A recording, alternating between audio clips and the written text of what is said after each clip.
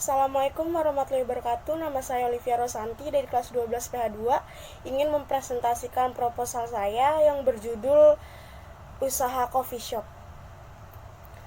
Seperti yang ada di gambar, latar belakang usaha proposal.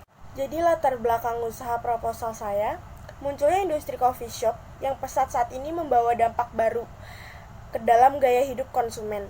Maka coffee shop saat ini mengalami pergeseran di mana pengunjung kafe bukan hanya sebagai tempat untuk melakukan aktivitas konsumsi, namun coffee shop juga dapat digunakan sebagai tempat mengisi waktu luang, rapat kerja, dan coffee shop di Indonesia mengalami banyak perubahan, khususnya perubahan konsep, sehingga marak bermunculan coffee shop bernuansa modern yang disesuaikan dengan gaya hidup konsumen saat ini. Dengan adanya suatu gaya hidup baru yang diciptakan oleh generasi saat ini, menarik persaingan industri coffee shop ke dalam suatu tingkat baru di mana yang terbaiklah yang dapat bertahan dalam persaingan. Maka perusahaan harus dapat bertahan di dalam persaingan. Yang kita tahu banyak sekali coffee shop di Indonesia, contohnya Starbucks, Janji Jiwa, Kopi Kenangan, dan masih banyak lagi. Semakin bertambahnya hari, bulan, dan tahun, usaha coffee shop semakin bertambah di mana-mana. Zaman sekarang coffee shop sangat marak di kalangan anak remaja.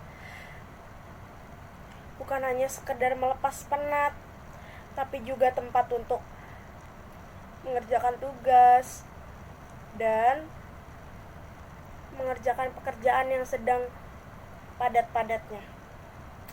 Fasilitas coffee shop juga sekarang banyak beragam. Bukan hanya dari konsep tempatnya, tapi juga dari fasilitasnya. Seperti wifi, spot foto yang instagramable untuk anak-anak remaja zaman sekarang, dan masih banyak lagi. Tujuan usaha. Minuman yang satu ini memang memiliki cita rasa khas yang istimewa, sehingga salah satu minuman yang paling digemari oleh masyarakat adalah kopi. Hal ini bisa dilihat dari menjauhnya tren bisnis coffee shop di Indonesia. Minuman kopi diperoleh oleh biji kopi. Biji kopi ini melewati rangkaian proses melalui dari penelitian, penjemuran, perangkaian, hingga penggilingan sebelum diolah menjadi minuman kopi. Dulu, biasanya minuman kopi diidentitaskan dengan kebiasaan orang tua. Namun saat ini, mengonsumsi kopi sudah menjadi gaya hidup yang digemari oleh anak muda. Munculnya tren bisnis coffee shop yang semakin marak membuat kopi berubah menjadi bagian dari gaya hidup modern, sehingga industri kopi di Indonesia memiliki potensi untuk terus berkembang dan masih sangat terbuka lebar bagi Anda yang ingin menekuninya. Lalu di sini ada perencanaan produksi. Aspek organisasi atau manajemen. Tentu ini memerlukan berbagai kesabaran dalam pembuatan usahanya dan memerlukan manusia dalam menyelesaikan usaha tersebut. Dan juga tidak membutuhkan orang yang memiliki keahlian khusus, akan tetapi yang dibutuhkan hanyalah sikap tekun, ulet, sabar, dan kerja keras.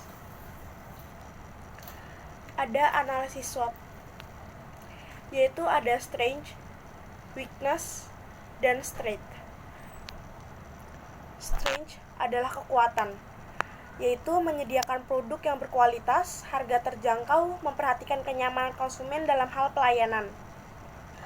Lalu weakness, kelemahan, sulitnya mendapat bahan baku yang berkualitas dan murah. Dan threat, ancaman, standarisasi mutu, perubahan selera masyarakat. Lalu di penutup ada kesimpulan dan saran.